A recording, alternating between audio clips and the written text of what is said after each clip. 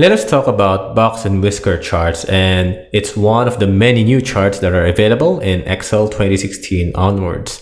Okay, so we have our data set over here, and then this is the resulting box and whisker chart that we're after, right? But before we start creating our chart, what I want to go to is just this breakdown over here so that you can have a proper understanding of what a box and whisker chart is. Okay, so pretty much this chart, it shows you the distribution of a data set, right? So it shows you the median, it shows you the different quartiles over here. So you could see here there's the first, second, and third quartile of your data, right? And then you have your range, and then you have your outliers as well. Okay, so the X over here, it represents the mean, right? And then the median, okay, so it divides the box into the interquartile range. So the box itself, it contains the 50%, it's representation, right? It's 50% of your data set because it's pretty much the second quartile and the third quartile. And then the lines extending, right? In this diagram over here, you can see here, these are the whiskers, which is why you have the box and whisker chart. So the whiskers show the outlier range, right? Which is your first quartile and your fourth quartile. Okay. And then you also have your highest and lowest data points, right? So over here, you have your minimum data point over here, and then you have your maximum data point over here.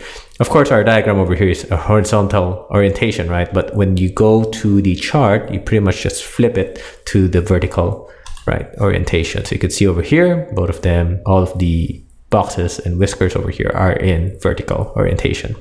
Okay, so let's get started right now. So what we want to do is, let me just delete this first so that we can recreate our chart.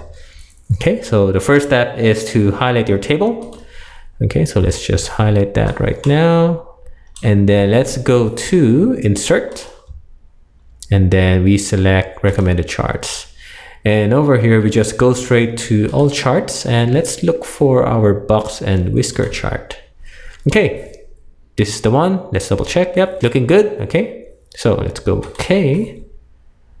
And now we have our box and whisker chart over here. So let me just enlarge that a bit. Okay, we don't need the chart title. Let's delete that. Okay, once we have this, we can just go straight to Chart Tools, Design tab, and then you can just go over the chart styles quickly and then just pick a different style that you prefer. So let me just pick one of them over here. Let me just delete this again. Okay. And now we have our box and whisker chart, right? And you can quickly point out to your management on where the outliers lie.